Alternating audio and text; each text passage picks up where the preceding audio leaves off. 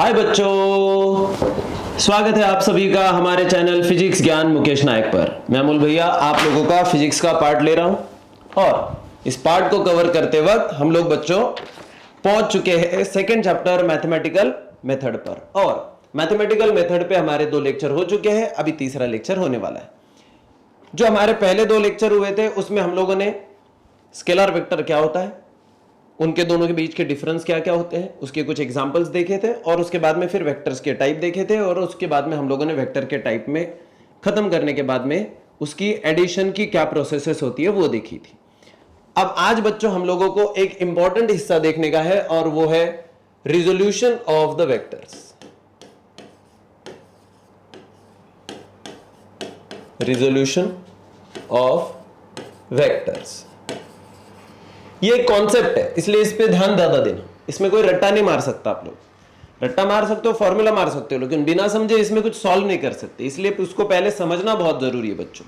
तो सबसे पहले हम लोग इसको थोड़ा सा समझ लेते हैं कि रिजोल्यूशन ऑफ द वेक्टर्स क्या है। ठीक है, चलो एक डायग्राम बना लेते हैं। ध्यान है ना आपका? ध्यान होना ही चाहिए बच्चों, उसके बिना तो कुछ होगा नहीं। तो चलिए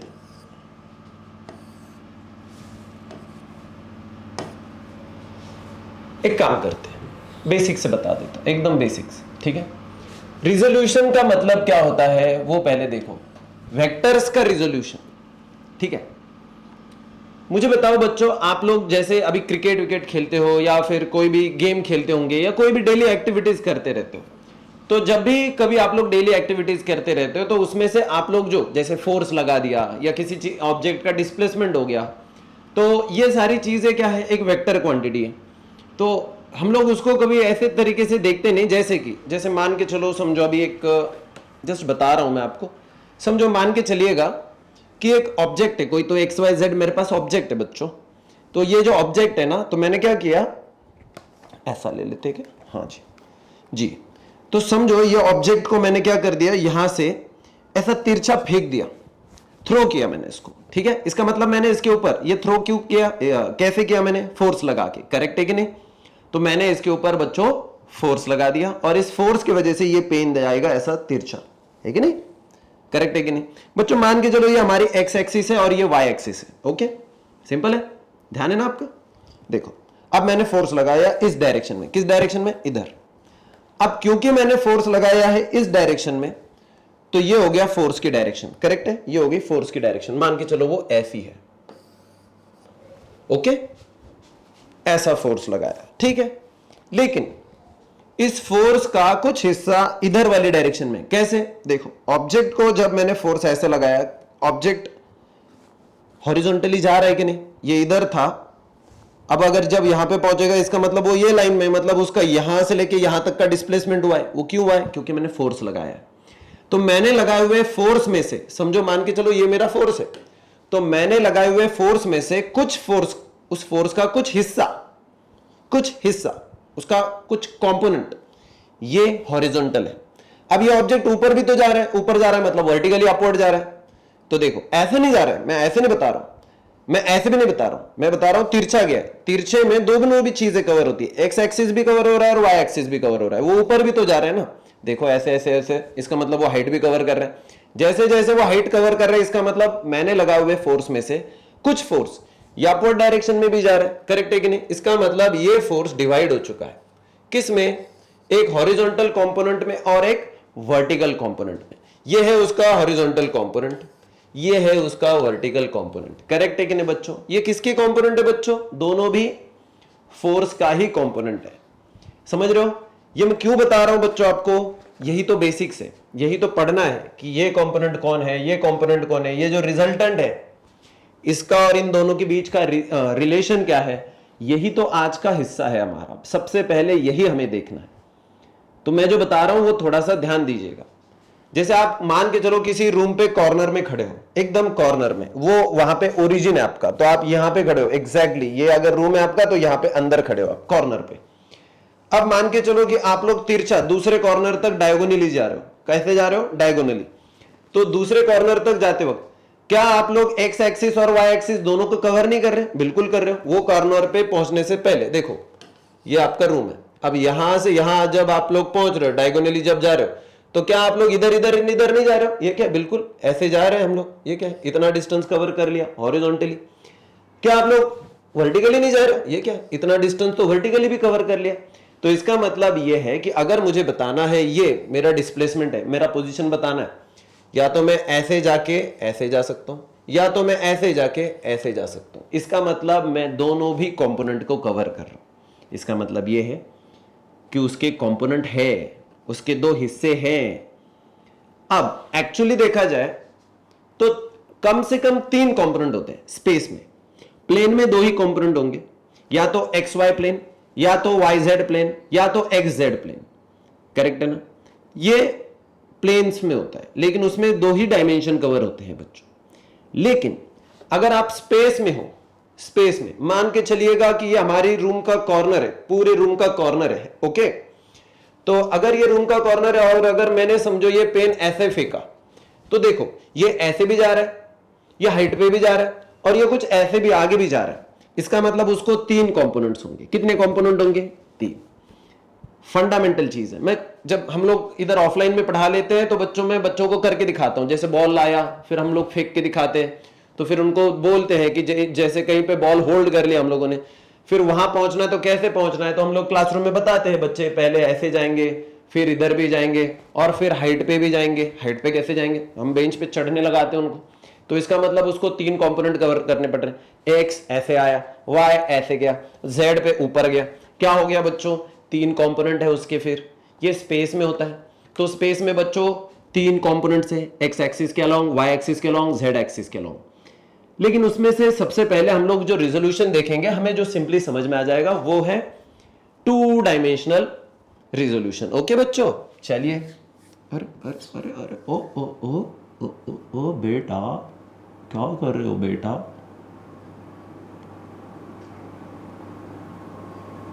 हाँ जी,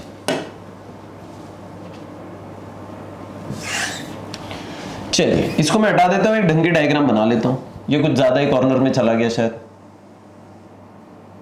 ठीक है, थोड़ा सा इसको हटा देता हूं, इधर कर लेता हूं जी। चलिए बच्चों, तो हमें सबसे पहले अभी देखो, हमारे पास जो वेक्टर है उसको हम लोगों को देखने का है। तो मान के चलो यहां से वो वेक्टर है ऐसा, ओके। अब इसके 2 कंपोनेंट है बच्चों, एक है वर्टिकल कंपोनेंट, एक है हॉरिजॉन्टल कंपोनेंट, है क्या बच्चों? ठीक है। जहां से ये शुरू हुआ था वो है आपका ओरिजिन।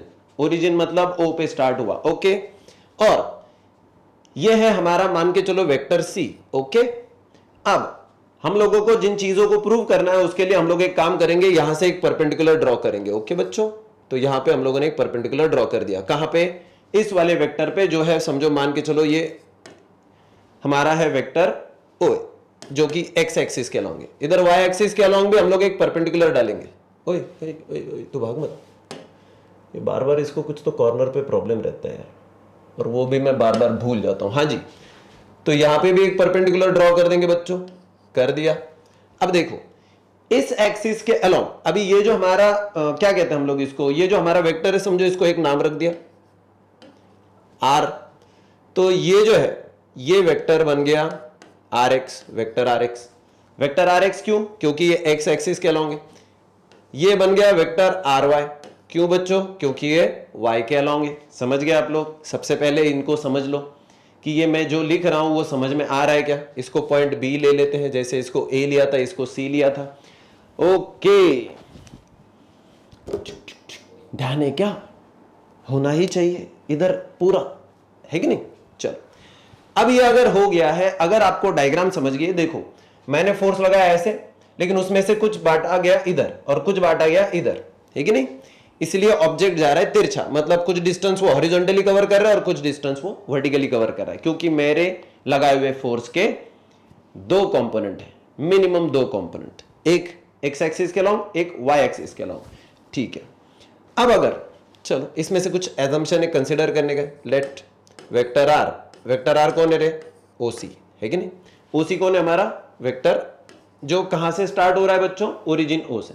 वहां से हम लोगों ने 2 परपेंडिकुलर ड्रॉ कर दिए ना बच्चों। तो अगर हम लोग परपेंडिकुलर्स को देखेंगे तो बीसी बन गया आर एक्स, या ओए बन गया आर एक्स, और ओ बी बन गया, तो यहां पे लिख दूं क्या, ओ ए, वेक्टर ओ ए कौन है बच्चों, वेक्टर आर एक्स, और वेक्टर ओ बी कौन है बच्चों, R Y, vector R Y.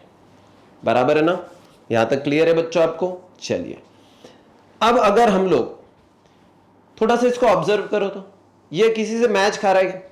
Law of parallelogram याद आ रहा है क्या आपको, कि अगर दो वेक्टर है और अगर उनका ओरिजिन एक है, मतलब उन दोनों का भी टेल एक ही जगह से स्टार्ट हो रहा है वो, तो अगर उन दोनों का स्टार्ट एक ही है तो जो रिजल्टेंट वेक्टर होता है वो उस पैरेललोग्राम के डायगोनल के जैसा होता है कि नहीं, देखा था ना कल, आप लोगों को याद रहना चाहिए, ठीक है। चलिए तो हम लोग ऐसे गए, तो ये है डायगोनल, तो देखो क्या मैं कह सकता हूं by law of parallelogram, by law of parallelogram,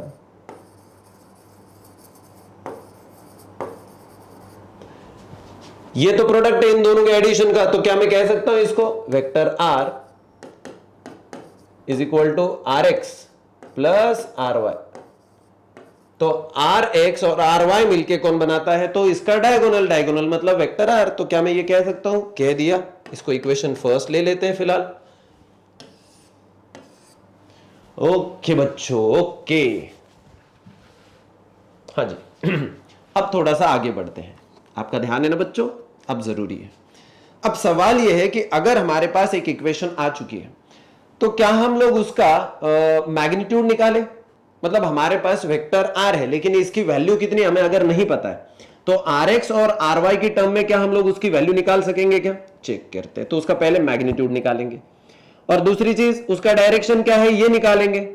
तो देखो बच्चों सबसे पहले निकालते हैं हम लोग आर का मैग्नीट्यूड। तो अभी आर का मैग्नीट्यूड निकालने के लिए देखो बच्चों एकदम सिंपल सा काम करना, ये जो है ना, क्या मैं इसको ऐसे लिख सकता हूं, vector R is equal to इसका मैग्नीट्यूड जैसे कि वैसा आर एक्स इनटू, अभी अगर मुझे ये इसका मैग्नीट्यूड तो समझो 15 है तो 15 का 15 ही रखेंगे हम लोग, लेकिन डायरेक्शन बताने के लिए कौन है, एक्स के अलोंग डायरेक्शन दिखाने के लिए हम लोग यूनिट वेक्टर यूज करते थे ना बच्चों, तो क्या मैं इसको ऐसे नहीं लिख सकता, इनटू यूनिट वेक्टर आई, आई वेक्टर दिखाता था क्या, यूनिट वेक्टर आई क्या दिखाता था बच्चों, कि ये एक्स के अलोंग है, प्लस क्या मैं इसको ऐसे नहीं लिख सकता, R Y into unit vector J.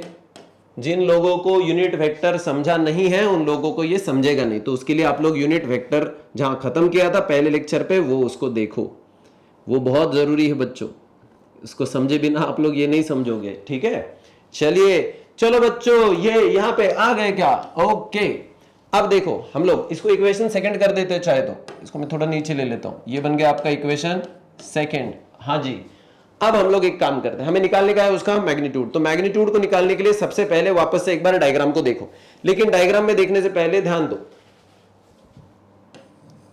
Late theta be angle made by vector R with X axis. Vector R ने ऐसे मान के चलो कि एक्स एक्सिस के साथ में एक एंगल बना दिया है और वो है एंगल थीटा। क्यों, क्योंकि हमें किस चीजों को प्रूव करना है, तो हम लोगों को उनको और एंगल भी तो लाना है ना, मतलब जा तो रहा है बंदा लेकिन एग्जैक्टली उसका एंगल कहां से कितना है ये भी तो बताना पड़ेगा, तो वो बताने के लिए हम लोग इसको बाद में यूज भी करने वाले हैं। लेकिन अभी देखो अगर हम लोगों को कुछ चीज को लाने का है आर एक्स और आर वाई की टर्म में, तो क्या मैं ऐसा कह सकता हूं क्या कि यहां पे कॉस थीटा कौन है, बताओ तो मुझको, यहां पे कॉस थीटा कौन है,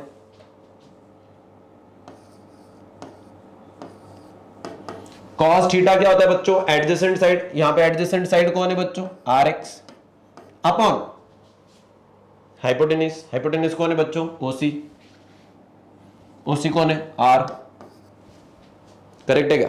तो आर एक्स कौन बन जाएगा बच्चों, तो आर एक्स बन जाएगा, आर इधर डिवाइड कर रहा है इधर जाके मल्टीप्लाई करेगा, तो आर कॉस थीटा। तुम भाई साहब अपनी जगह पे ऊपर जाओ, हाँ जी। तो ये बन गया R X is equal to R cos theta. Okay, मान के चलो अगर मैंने उसका साइन एंगल निकाला, इसका ही साइन, साइन क्या होता है बच्चों, अपोजिट साइड ये वाली, तो ये है इधर से लेके AC। लेकिन अगर बच्चों देखा जाए AC इसको पैरेलल है, मतलब OB को, तो जितना OB है उतना ही AC होगा। ये तो RY है, तो क्या मैं लिख सकता हूं opposite side RY upon hypotenuse तो सेम है वापस R। तो क्या ये बनेगा नहीं, RY की वैल्यू आ जाएगी। RY को इधर रखो, R को इधर लेके जाओ, इधर डिवाइड कर रहे इधर जाके मल्टीप्लाई करेगा, तो ये बनेगा R साइन थीटा। क्या बनेगा बच्चों, R साइन थीटा। ये बहुत जरूरी है क्योंकि अभी हमें इनको ही यूज करने का है। अब इनको हम लोग एक नाम दे देते कुछ, तो इक्वेशन को नंबर दे देते, ये है इक्वेशन 3 और ये है इक्वेशन 4। ठीक है बच्चों, हाँ जी। चलिए ध्यान दीजिएगा फिर से एक बार। अब हमको क्या करने का है, हमें निकालने का है R। तो मैं क्या करूंगा, इक्वेशन 3 को और 4 को स्क्वायर कर दूंगा और ऐड कर दूंगा। देखो स्क्वेयरिंग एंड एडिंग, स्क्वायर करो और ऐड करो, किसको, इक्वेशन 3 एंड इक्वेशन 4।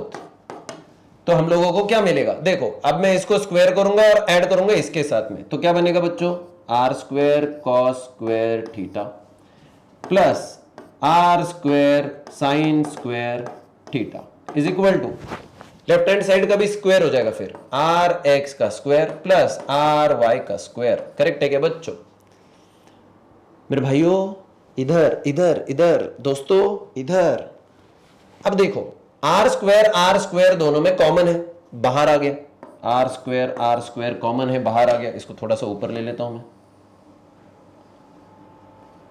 जी। तो R स्क्वायर दोनों बाहर आ गए, तो बचेगा क्या इधर, अंदर क्या बचेगा ब्रैकेट में, cos square theta plus sine square theta is equal to RX का स्क्वायर प्लस RY का स्क्वायर।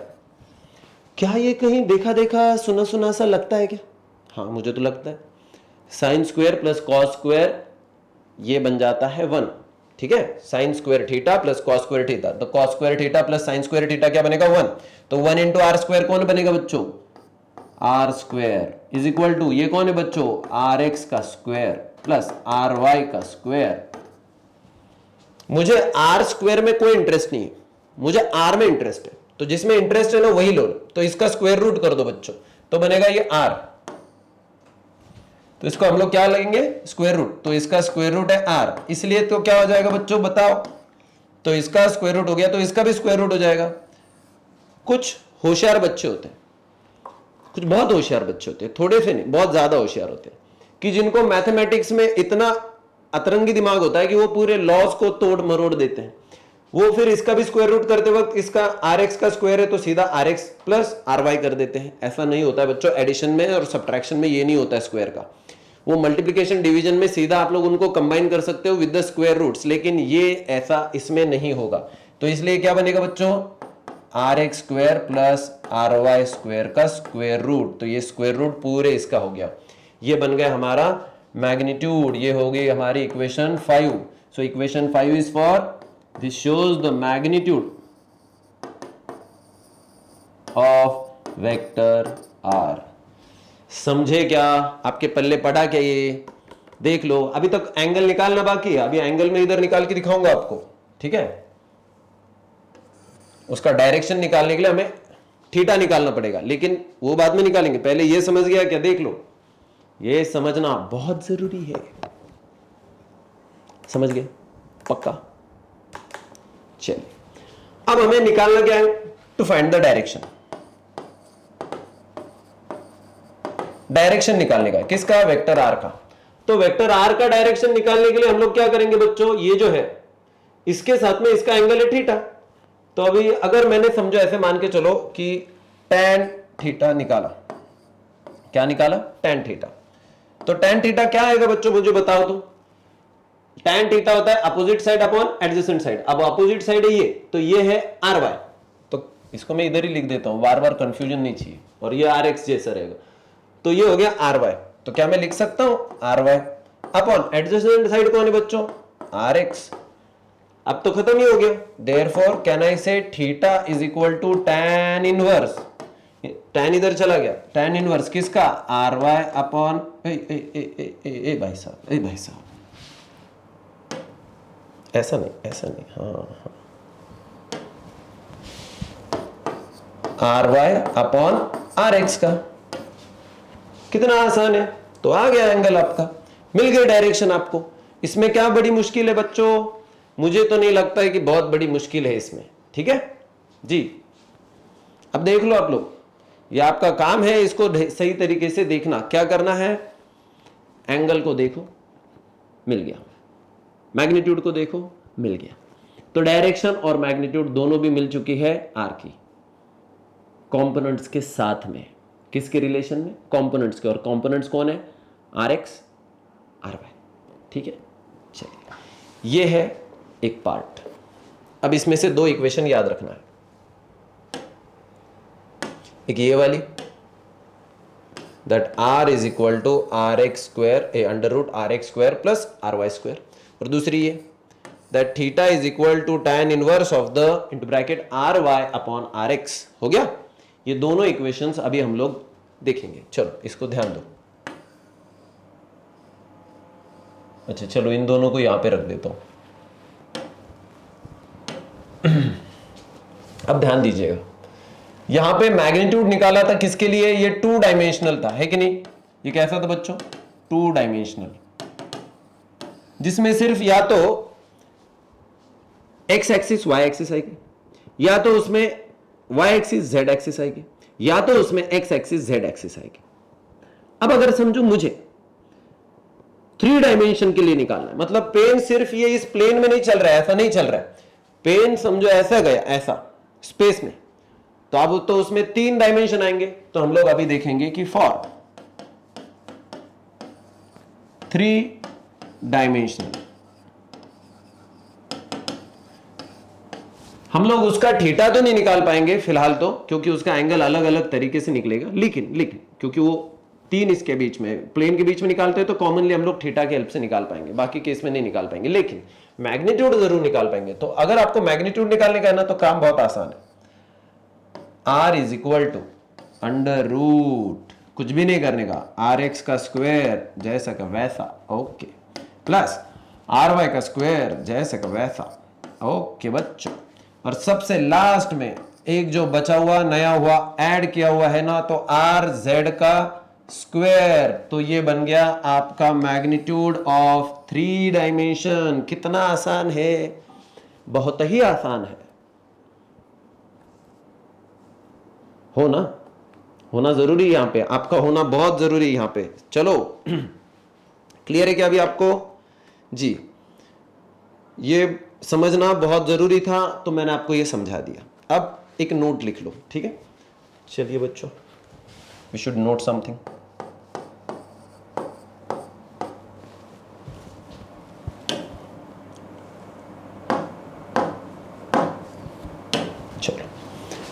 क्या नोट डाउन करना है? अगर दो वेक्टर इक्वल एक दूसरे के, दोनों वेक्टर कौन है? सपोज देयर आर 2 वेक्टर्स, और वो कैसे?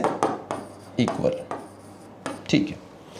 अब अगर मान के चलो उसमें से एक वेक्टर है हमारा a और दूसरा वेक्टर है वेक्टर b, तो अगर a वेक्टर और b वेक्टर को अगर हम लोग लिखने की कोशिश करेंगे सही तरीके से, जैसे, ओए भाई कीड़े मकोड़े कहां कहां घुसते पता नहीं, हाँ जी ध्यान है ना आपका। तो vector a is equal to vector b, लेकिन क्या मैं ऐसा नहीं कह सकता? अभी वेक्टर a को हम लोग कैसे लिख सकते पता है आपको? ax इंटू आई, ax हो गया उसका मैग्नीट्यूड इंटू आई, एक्स एक्सिस के अलोंग इसलिए उसका डायरेक्शन, प्लस ay इंटू जे, ये मैग्नीट्यूड ये direction, plus az into unit vector k into unit vector k। तो हम लोग इसको ऐसे लिख सकते हैं, तो वेक्टर b को भी ऐसे लिख सकते हैं। क्या लिख सकते हैं? bx into I plus by into J plus bz into unit vector k। क्या हम लोग इसको ऐसे नहीं लिख सकते? बिल्कुल लिख सकते। क्यों नहीं लिखेंगे? तो अगर ये दोनों लेफ्ट हैंड साइड सेम है, तो ये राइट हैंड साइड भी सेम हो गई, तो क्या हम लोग ये नहीं कह सकते that axi plus ay J unit vector J, मैं बार बार यूनिट नहीं बोल रहा हूं, so az unit vector k is equal to bxi plus byj plus B Z K. हे भगवान, खत्म हो चुका है ये पार्ट, देख लो आप। और अभी हम लोगों को आज स्टार्ट करना है एक बहुत ही बहुत ही बहुत ही जरूरी पार्ट, लेकिन पहले ये क्लियर कर लो आपके माइंड में कि ये क्या है। ठीक है, चले आगे जी। बच्चों, रिजोल्यूशन ऑफ द वेक्टर्स को समझना बहुत इसेंशियल पार्ट है बच्चों। ठीक है, अभी ये जो हम लोग अगला पार्ट ले रहे हैं ना, तो ये भी बहुत इसेंशियल पार्ट में से एक है, बहुत ही जरूरी है, क्योंकि ये आपको बहुत बार मदद करने वाला है, बहुत बार मदद करेगा। और सिर्फ इसी टॉपिक में नहीं करेगा, ये टॉपिक ही हम लोग इसको पढ़ रहे हैं सबसे पहले 11th स्टैंडर्ड में ही, इसलिए क्योंकि ये आपको बहुत हेल्प आउट करते हैं आगे चल के। तो अभी जो हमारा अगला सेक्शन है ना बच्चों, वो है आपको मल्टीप्लिकेशन करना है। एडिशन और सब्ट्रैक्शन ऑफ द वेक्टर्स हो गया, रिजोल्यूशन ऑफ द वेक्टर्स हो गया। अभी हमें देखने का है कि मल्टीप्लिकेशन ऑफ द वेक्टर्स क्या है। अगर दो वेक्टर एक दूसरे को मल्टीप्लाई कर देते हैं तो क्या होता है। ठीक है, मैं शायद आज हैंडराइटिंग ठीक ठाक निकाल रहा हूँ, रीडेबल चल रहा है मेरा, बहुत ही डॉक्टर के जैसा नहीं है। शायद मेरी ख्वाहिश होगी कभी तो डॉक्टर बनने की, इसलिए मैं बहुत गंदा लिख देता हूँ। चलिए, मल्टीप्लिकेशन ऑफ द वेक्टर्स। दो वेक्टर है और आज शायद स्केलर प्रोडक्ट ही होगा।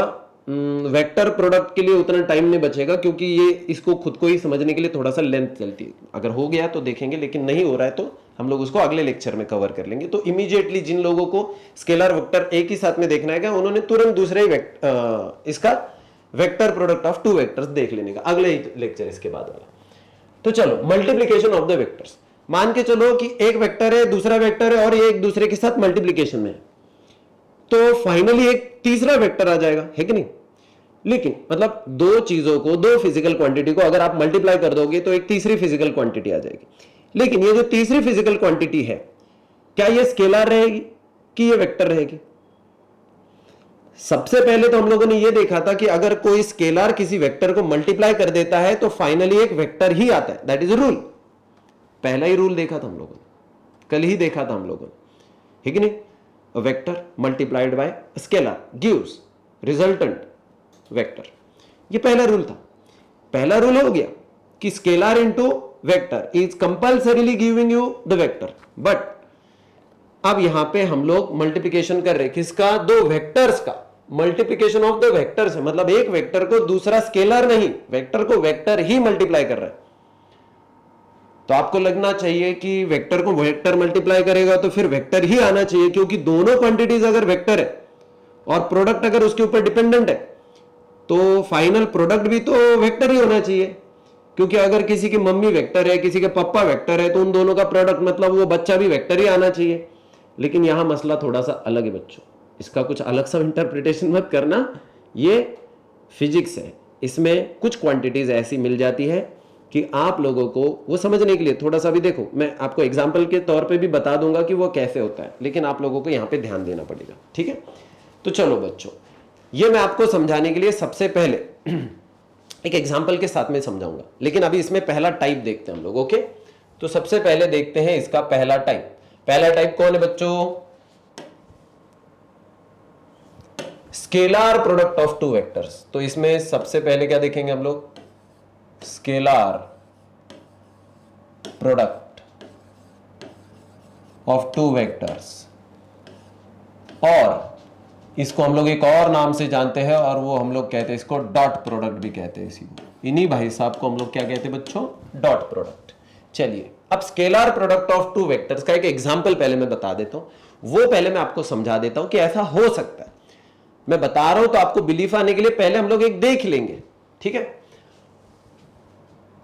फोर्स है बच्चों। फोर्स क्या है बच्चों, स्केलर की वेक्टर है, वेक्टर है इनटू डॉट, डॉट प्रोडक्ट का डॉट, इनटू डिस्प्लेसमेंट। बच्चों डिस्प्लेसमेंट क्या है बच्चों, स्केलर की वेक्टर है, वेक्टर है। अब देखो, फोर्स इनटू डिस्प्लेसमेंट, ये क्या हो गया, इट इज अ प्रोडक्ट। ये क्या हो गया, प्रोडक्ट। ये मल्टीप्लीकेशन किसका, दो वेक्टर का। सो फोर्स इंटू डिस्प्लेसमेंट क्या होता है आपको पता है, it is a work done. Correct है कि नहीं, force into displacement is nothing but the work done. अब वर्क क्या होना चाहिए बच्चों, वर्क ये इंडिपेंडेंट ऑफ द डायरेक्शन है। इसलिए ये एक स्केलर क्वांटिटी है। तो देखो ये एक वेक्टर है बच्चों,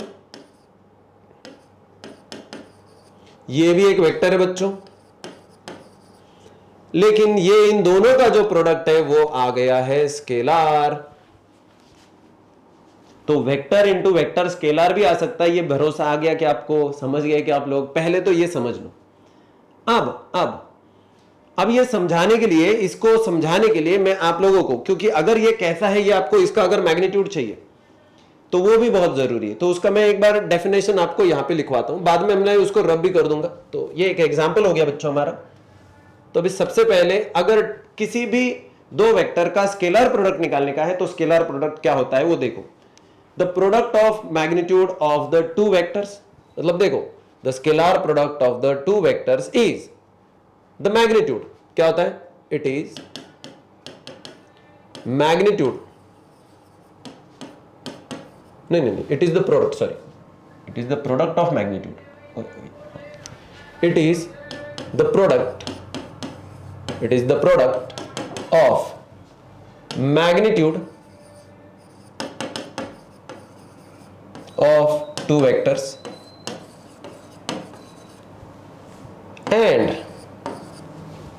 और एक एंगल होता है cosine angle, and the cosine angle that is theta between these two vectors। समझ रहे हो आप लोग?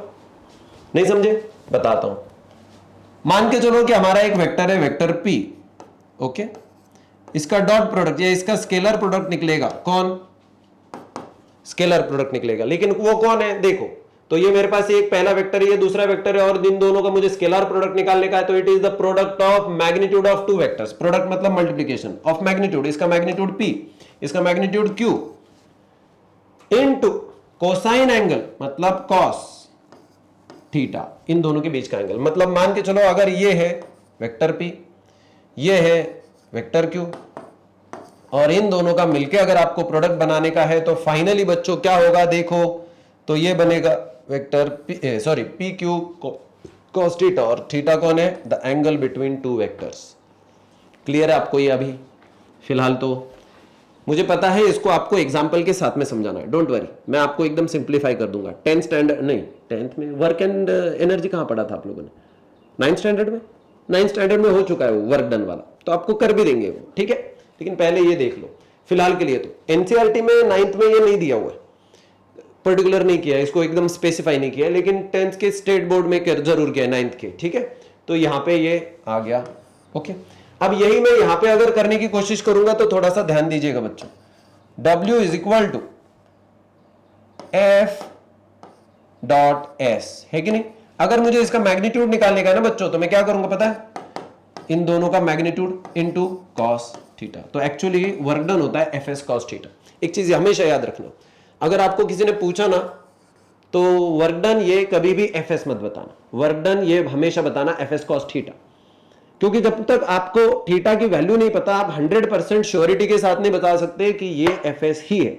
लेकिन रूटीन लाइफ में हमारा फोर्स का और डिस्प्लेसमेंट का डायरेक्शन एक ही होने की वजह से, एंगल 0 होने की वजह से cos 0 1 हो जाता है, और फाइनली वो FS बचता है। उसको बाद में डिस्कस करने वाले हैं हम लोग इसमें, लेकिन फिलहाल तो ये याद रखना, ये W मतलब वर्क डन, ये FS cos थीटा होता है, ठीक है। जैसे ये P डॉट Q क्या होता है? PQ cos theta.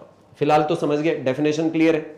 चलो अब हम लोग इसके डिटेलिंग्स में चलेंगे, ठीक है बच्चों, ध्यान दीजिएगा। अब हम लोग इसको इसके कैरेक्टरिस्टिक समझेंगे, इसके कैरेक्टरिस्टिक समझेंगे, ठीक है।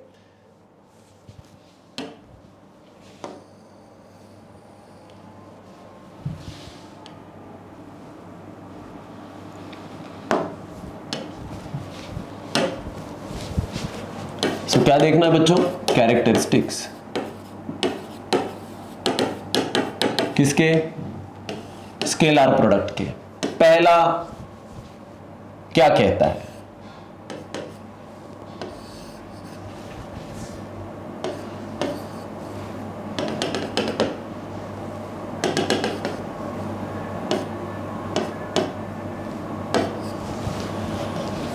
हाँ जी, चलो हमारे पास बच्चों कितने वेक्टर है? 2 वेक्टर है समझो, जिनका ओरिजिन हो रहा है O से। अब ये जो है ना वेक्टर, ये वेक्टर है समझो वेक्टर p और ये है वेक्टर q। ओके के बच्चों, ध्यान है ना आपका। अब हमारा पहला कैरेक्टरिस्टिक्स क्या कहता है, उसकी बहुत बड़ी सी लाइन है, मैं वो लाइन नहीं, मैं सीधा आपको पॉइंट पे आ जाऊंगा। लाइन में बता दूंगा, लिखूंगा नहीं, लेकिन पॉइंट पे आ जाऊंगा। तो सबसे पहले देखो वो क्या कहता है, the scalar product of two vectors, the scalar product of two vectors is equivalent, ये p और q का product, vector p dot vector q is equivalent, equivalent to what, ध्यान देना, to the magnitude of the one vector. तो पहला vector मान के चलो p है, तो उसका मैग्नीट्यूड। ओके ओके ठीक है, किसके साथ प्रोडक्ट, किसके साथ, with the magnitude of component of the other vector in the direction of first, the magnitude of other vector, इसका मैग्नीट्यूड। लेकिन देखो अगर ये वेक्टर q है तो इसके कितने कंपोनेंट हो गए होंगे बच्चों, एक वर्टिकल एक हॉरिजॉन्टल। अब देखो वर्टिकल वाला कंपोनेंट हम लोग नहीं लेंगे, ये इधर वाला हॉरिजॉन्टल लेंगे। क्यों, वो बाद में समझेगा भी आपको, धीरे धीरे हम लोग, जैसे मैं आपको पढ़ाते चलूंगा एग्जांपल के साथ में, तब समझेगा भी आपको। तो इन दोनों का, अब ये वाला जो है क्यू का जो इधर वाला कंपोनेंट है हॉरिजॉन्टल कंपोनेंट, वो कौन आएगा, ये देखो ये एडजेसेंट साइड है, तो एडजेसेंट साइड होती है हाइपोटेनिस मतलब क्यू इंटू कॉस थीटा। समझे, अगर हम लोग यही p के लिए निकालेंगे ना, तो वैसे ही ये जो है ना ये आ जाएगा, ये p के हिसाब से देखेंगे तो ये बनेगा p cos थीटा। ठीक है, चलो मैग्नीट्यूड ऑफ द सेकेंड, लेकिन कंपोनेंट ऑफ द सेकेंड, ये देखो q का, अभी देखो product of two scalar vectors is the magnitude of the first vector, हो गया magnitude of first vector, into the component of the second in the direction of the first. तो इसके direction में कौन सा कंपोनेंट है, q cos थीटा, तो q cos theta. क्या मैं इसको ऐसे लिख सकता हूं, p q cos थीटा, एक ही बात है। क्या मैं ये कह सकता हूं p into q cos theta कौन है, it is a component, it is a component of, किसका कंपोनेंट है ये q cos theta, of vector q, किसके डायरेक्शन में, पहली वेक्टर के, इन डायरेक्शन ऑफ वेक्टर p, है कि नहीं, समझे। अब यही अगर मुझे उल्टा भी करके लिख सकता हूं, जैसे vector p dot vector q is equal to, अब मान के चलो मैंने पहला वेक्टर p ना लेते हुए q लिया होता, तो ये q p cos थीटा बन जाता, चलेगा ना, q बाजू में ले लो, p cos थीटा को ब्रैकेट में डाल लो। अब देखो q अपनी जगह पे, magnitude of the first vector into, अब देखो p cos थीटा कौन है, p cos थीटा है p का मतलब दूसरे वेक्टर का क्या, एक component, component, so it is a component, किसका है, it is a component of vector p। लेकिन ये किसके डायरेक्शन में है, इन direction, in the direction of, किसके डायरेक्शन में है, देखो अब ये है डायरेक्शन में किसके, तो वेक्टर, ये देखो ध्यान दो बच्चों, ये वेक्टर q के डायरेक्शन में, तो इन the direction of vector q लिख सकता हूं कि नहीं, ठीक है। ये इसका पहला कैरेक्टरिस्टिक्स है, फर्स्ट, एकदम फर्स्ट। इसमें हमेशा कॉस ही आएगा, और जो आपका वेक्टर प्रोडक्ट आएगा ना उसमें हमेशा साइन ही आएगा, देखेंगे हम लोग धीरे धीरे, आपको समझे भी आएगा। अब मैं आपको ये करके दिखाऊं क्या एक बार, तो आपको समझेगा कि ऐसा क्यों आ रहा है बच्चों, क्योंकि कई बार उसको इमेजिन करना ही सबसे मुश्किल काम हो जाता है बच्चों। चलो मैं अभी आपको ये करके दिखाता हूं कि ये पी क्यू कॉस थीटा ही क्यों आता है। चलो एक जस्ट कि work done is equal to F S cos theta ही क्यों है, क्योंकि फिर आगे चलते चलेंगे और वो चीज जो है वो पीछे रह जाएगी हमारी। चलो मैं आपको एग्जाम्पल के साथ में करके दिखा रहा हूं, पूरा ध्यान आपका यहां पे रखिएगा। मान के चलो बच्चों एक फ्लोर है, ठीक है, और छोटे बच्चे जैसे खिलौना खेलते हैं ना, मान के चलो यहां पे एक खिलौना है, खिलौने को उसको समझे उसने एक रस्सी बांधी है, ठीक है, तो बच्चे ने खिलौने को एक रस्सी बांधी है, वो बच्चा थोड़ा बड़ा कर लेते हैं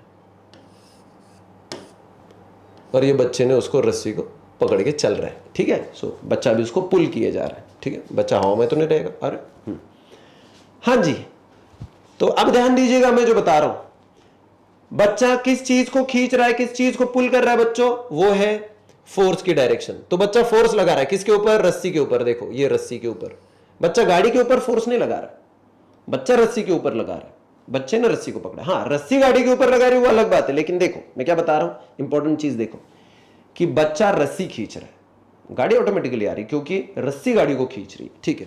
तो बच्चे ने लगाया हुआ फोर्स रस्सी के अलोंग है, इसलिए डायरेक्शन देखो फोर्स का ये डायरेक्शन, करेक्ट है कि नहीं। अब बहुत ही जरूरी चीज देखो, ये हो गई एक वेक्टर क्वांटिटी, लेकिन इसके दो कंपोनेंट है बच्चों, कौन सा, एक हॉरिजॉन्टल और एक है वर्टिकल। ओके बच्चों, अब देखो गाड़ी कहां चलेगी रे, अगर मैं समझो मान के चलो ये बच्चा जो है ये अभी गाड़ी को ऐसा खींच रहा है, तो क्या गाड़ी ऐसी जाती है कि तिरछी, नहीं, गाड़ी तो चलती इधर, इसका मतलब ये डिस्प्लेसमेंट का डायरेक्शन हो गया, करेक्ट है कि नहीं। तो ये हो गया डायरेक्शन ऑफ डिस्प्लेसमेंट, देखो ये वेक्टर हो गया फोर्स और ये हो गया वेक्टर डिस्प्लेसमेंट। इसको थोड़ा सा अलग से पेन से दिखाते हैं तो ढंग से दिखेगा वो वहां पे। तो इधर के डायरेक्शन में हो गया डिस्प्लेसमेंट और इधर फोर्स, ठीक है। अब ये दिख गया आपको। अब देखो दो वेक्टर है हमारे पास, एक वेक्टर एफ, एक वेक्टर, अब इनके बीच का जो एंगल है ये है थीटा, समझ गए, यहां तक ठीक है बच्चों, यहां तक क्लियर है। अब देखो अब होता क्या है, देखो अगर मैं फोर्स के दो कंपोनेंट निकालने की कोशिश करूंगा तो मैं फोर्स के दो कंपोनेंट निकालूंगा, क्यों, जरूरी है वो, बहुत ही जरूरी है। कैसे, देख लो यहां पे ध्यान दे, फोर्स के दो कंपोनेंट हो जाते हैं, एक वर्टिकल एक हॉरिजॉन्टल। अब बच्चा खींच तो तिरछा रहा है ना, तो उसने लगाया हुआ फोर्स में से एक ऊपर है और एक नीचे है।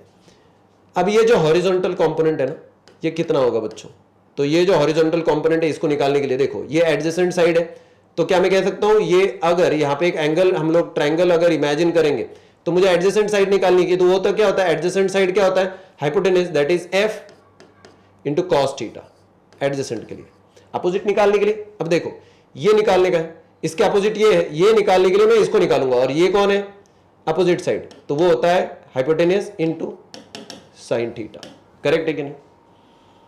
अब मुझे बताओ कि गाड़ी ऐसी तिरछी क्यों नहीं जा रही, फोर्स तो लगाया तिरछा है, गाड़ी तिरछी क्यों नहीं जा रही, क्योंकि इसका जो वर्टिकल कंपोनेंट है एफ साइन थीटा वो बैलेंस किया जाता है गाड़ी के वेट के वजह से, जिसको हम लोग कहते हैं mg, that is a weight of vehicle.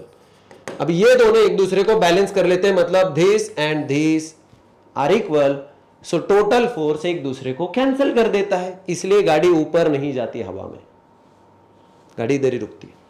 अब मुझे बताओ बच्चों, अब देखो आपके, अगर मैं अभी आपको पूछूं कि वर्क डन गाड़ी के ऊपर कितना हुआ, तो आप बताओगे भैया फोर्स, लेकिन ये फोर्स तो mg के साथ कैंसिल हो गया, तो वो तो जीरो हो गया। अब बताओ बचा हुआ फोर्स कौन सा है, एफ कॉस थीटा, डिस्प्लेसमेंट कितनी हुई है, एस, तो क्या मैं कह सकता हूं work done is equal to F into S, क्या हो गया, एफ एस, और ये कॉस थीटा, इसलिए यहां पे कॉस आता है बच्चों, इसलिए यहां पे कॉस आता है, समझ गए आप लोग। रूटीन लाइफ में ये सारी चीजें आप लोगों को थोड़ा सा समझना बहुत जरूरी होता है, इसलिए मैंने ये करवा दिया आपको। कई सारे लोग और भी इजी तरीके से करते होंगे, लेकिन मेरे तरीके में ये इजी है, ठीक है, तो इसलिए ये एफ एस कॉस थीटा बन गया, एक कंपोनेंट के साथ में बन रहा है। चलो अभी हम लोग क्या देख रहे थे बच्चों, कैरेक्टरिस्टिक्स, अभी कंटिन्यू करते हैं, कैरेक्टरिस्टिक्स को कंटिन्यू करते हैं स्केलर प्रोडक्ट के, ठीक है। हाँ जी, तो पहला कैरेक्टरिस्टिक हो गया, अब हम लोग उसमें से दूसरा कैरेक्टरिस्टिक देख रहे हैं। सो सेकंड कैरेक्टरिस्टिक क्या कहता है बच्चों, ध्यान दीजिएगा। सेकंड कैरेक्टरिस्टिक कहता है कि जो स्केलर प्रोडक्ट है ना, तो स्केलर प्रोडक्ट ये मल्टीप्लिकेशन के कम्यूटेटिव लॉ को फॉलो करता है, तो they obey the commutative law of multiplication. Addition का भी कम्यूटेटिव लॉ होता है, ये मल्टीप्लिकेशन के बारे में बात करें क्योंकि प्रोडक्ट है। तो कम्यूटेटिव लॉ क्या होता है, एडिशन का कैसा था, vector p plus vector q is equal to vector q plus vector p, वैसे इसमें भी आता है। देखो अगर मैं करूंगा vector p dot vector q, answer क्या आएगा रे, p q cos theta, correct है कि नहीं। अगर मैंने उल्टा लिख दिया होता तो vector q dot vector p, तो ये क्या आएगा बच्चों, Q P cos theta, correct है कि नहीं। क्या ये दोनों सेम है, करे देखो तो, हाँ ये मैग्नीट्यूड एक नंबर है, ये भी एक नंबर है, ये भी एक नंबर है, तीनों नंबर को मल्टीप्लाई कर दो तो एक नंबर मिलेगा, ये सेम नंबर है, बस सीक्वेंस बदल गया, तो इसका मतलब ये दोनों इक्वल है। अगर ये दोनों इक्वल है तो ये भी इक्वल है, इसलिए क्या मैं कंक्लूड कर सकता हूं vector p dot vector q is equal to vector q dot vector p। कर सकता हूं मतलब क्या, मुझे कुछ करने की जरूरत नहीं है, जिन्होंने बताना तो बता दिया है, आपको तो बस पढ़ना है कि नहीं, मैं और मुझे पढ़ाना है, बस सिंपल सी चीज है। चलिए बच्चों बच्चों बच्चों बच्चों, ध्यान मत भटकने देना, ध्यान ही भटकना जरूरी नहीं है, यही चीज है कि जो यहां पे आ जाए तो काम में आ जाता है। चलो अब तीसरा उसका कैरेक्टरिस्टिक्स है कि वो डिस्ट्रीब्यूटिव लॉ को भी ओबे करता है, अल्सो ओबेज। ये ओबेज किसको करता है, डिस्ट्रीब्यूटिव लॉ को।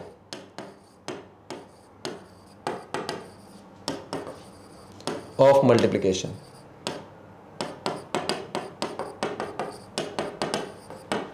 मतलब क्या, अभी डिस्ट्रीब्यूशन का क्या लॉ होता है, देखो यहां पे ध्यान दीजिएगा।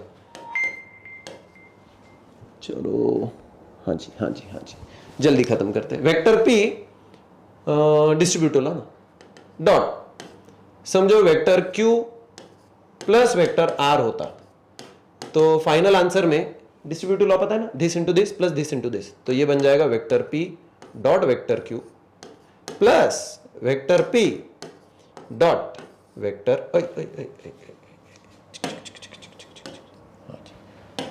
प्लस वेक्टर आर, बन गया डिस्ट्रीब्यूटिव लॉ, हो गया बच्चों, तीसरा कैरेक्टरिस्टिक खत्म हो गया। बहुत मुश्किल नहीं है, याद रखना पड़ेगा आपको बस, ठीक है। अब हम लोग देखते हैं इसकी कुछ स्पेशल केसेस, ठीक है, ध्यान दीजिएगा। इसको ऊपर कर दो। चलो बच्चों स्पेशल केसेस देखते हैं। चलो स्पेशल केसेस, ठीक है। शिट यार, कितना गंदा लिख देता हूं मैं कभी कभी, मुझे खुद को ही शर्म आती है बच्चों कभी कभी। स्पेशल केसेस, ठीक है, हाँ जी। तो स्पेशल केसेस में हम लोग देख लेते हैं। सबसे पहले कि देखो कि किसकी स्पेशल केसेस देखनी, vector P dot vector Q, ये जो होता है ये होता है पी क्यू कॉस थीटा। मान के चलो कि अगर दो वेक्टर एक दूसरे के जो मल्टीप्लाई कर रहे हैं ना एक दूसरे के, समझो उनका एंगल जीरो है, मतलब वो एक दूसरे को अगर पैरेलल होंगे तो, so if theta is equal to 0 degree that is the two vectors are parallel to each other, ठीक है। अगर ऐसा होगा तो देखो vector P dot vector Q क्या बनेगा, P Q cos 0 degree. Cos 0 कितना होता है बच्चों, 1, तो ये क्या बनेगा बच्चों, पी क्यू इंटू 1, मतलब पी क्यू ही, तो vector P dot vector Q ये बनेंगे पी क्यू, समझे, क्लियर है। ये बनी पहली केस। सेकंड केस को देखते बच्चों। अभी सेकंड केस क्या कहती है, देखो मान के चलो सेकंड केस में अगर if theta is equal to 180 degree, इसका मतलब है कि वो पैरेलल ना होते हुए कैसे है, एंटी पैरेलल, आंटी नहीं है पैरेलल ना, एंटी पैरेलल है। ओके बच्चों, मतलब एक इधर है तो एक इधर है, तो उन दोनों का प्रोडक्ट क्या आएगा बच्चों, vector P dot vector Q is equal to what, P Q cos 180। लेकिन कॉस 180 कितना होता है, -1, तो -1 इंटू पी क्यू क्या हो गया, माइनस पी क्यू। आसान है, that is vector P dot vector Q will be minus P Q. कब, अगर एंगल कितना है 180 डिग्री। अब थर्ड केस ले लेते हैं और फाइनल केस हो जाएगी हमारी यहां पे। तो फिर बच्चों थर्ड केस क्या कहती है, देखो मान के चलो third case, if theta is equal to 90 degree, इसका मतलब दोनों वेक्टर एक दूसरे को कैसे होंगे बच्चों, परपेंडिकुलर, दोनों के बीच में 90 डिग्री, मतलब वो परपेंडिकुलर ही होंगे। तो अगर ये परपेंडिकुलर है तो फाइनली क्या बनेगा बच्चों, देखो vector P dot vector Q is equal to P Q is equal to P Q cos 90 degree. So P Q into कितना बच्चों, कॉस 90 होता है 0, इसका मतलब है कि vector P dot vector Q ये क्या बनेगा बच्चों, 0 डिग्री। अब इससे हमें कुछ कंक्लूजन मिलेगा, ध्यान दीजिएगा, मैं कंक्लूजन कर रहा हूं, तो कंक्लूजन के लिए बहुत जरूरी है कि कंक्लूड क्यों कर रहे हैं हम लोग या क्या कर रहे हैं, अभी इन प्रॉपर्टीज को क्यों देख रहे हैं, खास करके ये केसेस क्यों देखी थी हम लोग, इनको यूनिट वेक्टर के लिए खास करके देखे हैं। देखो अगर आप लोग देखोगे ना यहां पे ये दोनों भी पैरेलल है, मतलब ये अगर एक्स एक्सिस के प्रोडक्ट होंगे तो वेक्टर आई डॉट वेक्टर आई, या वेक्टर जे डॉट वेक्टर जे, या वेक्टर के डॉट वेक्टर के, ये कितने आ जाएंगे बच्चों, ये कितना आ जाएगा बताओ। ये फाइनली सेम वेक्टर है तो मतलब 0 डिग्री तो इंटू 1, तो इनका फाइनल प्रोडक्ट, अब ये 1 इंटू 1 इंटू 1 कितना हो जाएगा 1। समझे, ये क्लियर है। अभी आपको सबसे पहले इसको ही देखना हमें, ठीक है जी, ठीक है बच्चों। ठीक है, चलो ये हो गया 1। अब उसके बाद में अगर मान के चलो तो ये, अगर यही सेम सिचुएशन हम लोग अगर उल्टे इसमें देखते हैं तो वो -1 आता है, लेकिन उसको देखने की जरूरत नहीं, सेम इसका ये समझ गए। अब अगर 90 डिग्री है, इसका मतलब वेक्टर यहां पे लिख रहा हूं I डॉट जे, या vector J dot vector K है, या वेक्टर K डॉट I है, तो ये बनेगा बच्चों 0। स्केलर प्रोडक्ट में ये 0 बनेगा, याद रखना। Dot product between any two different will be 0। तो cos 90 0 होता है, इसलिए ये फाइनलाइज 0 पे हो जाएगा। ये कंक्लूजन है, ये बहुत जरूरी है। ये कंक्लूजन है, ये भी बहुत जरूरी है। ये समझना आपके लिए सबसे इंपॉर्टेंट है, क्योंकि अभी जो हम लोग एक्सप्रेशन लाने वाले हैं ना कि रेक्टेंगुलर कंपोनेंट्स के लिए, तो वो यहां पे हम लोगों को खत्म करना है, इसलिए ये फाइनल पार्ट देखने के लिए ये जरूरी है। तो देखो, ये इसको आप लोग कहीं तो साइड में लिख लेना, इसको भी साइड में लिख लेना। चलो आज के लिए लास्ट वाले हम लोग फाइनलाइज कर रहे हैं कैरेक्टरिस्टिक्स को, ठीक है। तो अभी इसका कौन सा, क्या नंबर का कैरेक्टरिस्टिक्स है, 5वां। सो प्रोडक्ट एक्सप्रेस कर रहे हैं हम लोग इन टर्म्स ऑफ रेक्टेंगुलर, उसके रेक्टेंगुलर हम लोग कंपोनेंट्स के टर्म में देखेंगे, ठीक है। समझो ऐसे मान के चलो हमारे पास वेक्टर P है। If vector P is equal to vector Px into Y, इसको लिखेंगे ना हम लोग अभी ऐसा, plus vector Py into vector J plus vector Pz into vector K। ये बताता है डायरेक्शन, यूनिट यूनिट यूनिट, और ये बता रहा है मैग्नीट्यूड, मतलब ये और ये दोनों सेम है। वैसे ही and vector Q is equal to क्या है बच्चों, Qx I plus Qy J plus Qz K। Okay, then फिर वो क्या कहता है कि अगर इन दोनों का अभी मैंने क्या कर दिया product, then vector P dot vector Q is equal to what, तो वो ये कहता है it is Px Qx plus Py Qy plus Pz Qz। सवाल यह है कि ऐसा कैसे आया, ऐसे कैसे, आपको हवा में तीर नहीं मार रहे, इसको प्रूफ करने के लिए अभी मैं प्रूफ करके दिखाऊंगा इसको, ठीक है। इसको मल्टीप्लाई करेंगे अभी ये, क्योंकि अभी देखो ये in terms of the rectangle है ना, तो रेक्टेंगल की टर्म में, अरे बाप रे मैंने इधर क्या लिख दिया इसको, रेक्टेंगल को, वाह, हाँ जी। सो ये जो रेक्टेंगल है, अब ये रेक्टेंगल मतलब आपको पता है ना डायगोनल है, फिर इसके कंपोनेंट्स है वगैरह वगैरह वगैरह, तो इसको कंसीडर करते हुए अभी हम लोग एक काम करेंगे, इसको प्रूफ करके दिखाएंगे। तो देखो, लेट्स सी द प्रूफ, जो भी बता रहे उसका प्रूफ देखो। Vector P dot vector Q will be, अब ये है वेक्टर P और इंटू ये, so vector Px I plus vector Py J plus vector Pz K into ये dot Qx I plus Qy J plus Qz K K। हाँ जी, अब एक काम करेंगे, ये पूरे ब्रैकेट को मल्टीप्लाई करेगा, फिर प्लस ये पूरे ब्रैकेट को मल्टीप्लाई करेगा, फिर प्लस ये करेगा। तो मैं डायरेक्टली लिख रहा हूं, मैं एक एक एक एक ना करते हुए सीधा इसको अभी मल्टीप्लाई करते चल रहा हूं। तो इधर क्या बनेगा देखो, Px Qx और into I into I, so vector I dot vector I, ठीक है, प्लस Px इसको मल्टीप्लाई करेगा, Px Qy, इधर I, इधर डॉट और इधर J डॉट J, सो ये बनेगा I डॉट J प्लस, अब मैं Px से तीसरे वाले को कर रहा हूं, तो ये क्या बनेगा Px Qy, ये Qz ये बाजू में, अब vector I dot vector K, ठीक है बच्चों। चलो अब पहले वाले से पूरे ब्रैकेट को मल्टीप्लाई करके हो गया, अब दूसरे वाले से करो, प्लस Py J, Qx को मल्टीप्लाई करेगा, तो Qx, अब ये इसका कौन है J, तो वेक्टर j डॉट वेक्टर इसका i प्लस, अब बच्चों वैसे ही py qy vector j dot vector j plus vector py किसको मल्टीप्लाई करेगा, वेक्टर qz को, इधर कौन बचेगा, j डॉट वेक्टर k। आ गया। अब एकदम लास्ट में अब सिर्फ py का pz का इसको मल्टीप्लाई करना बाकी है। तो बच्चों देखो pz किसको मल्टीप्लाई करेगा, qx को सबसे पहले, तो ये क्या बनेगा, उसका वाला k, इसका वाला k डॉट इसका वाला i प्लस इसको रब कर देता हूं यहीं पे, छोड़ो इसको, भूल जाओ, pz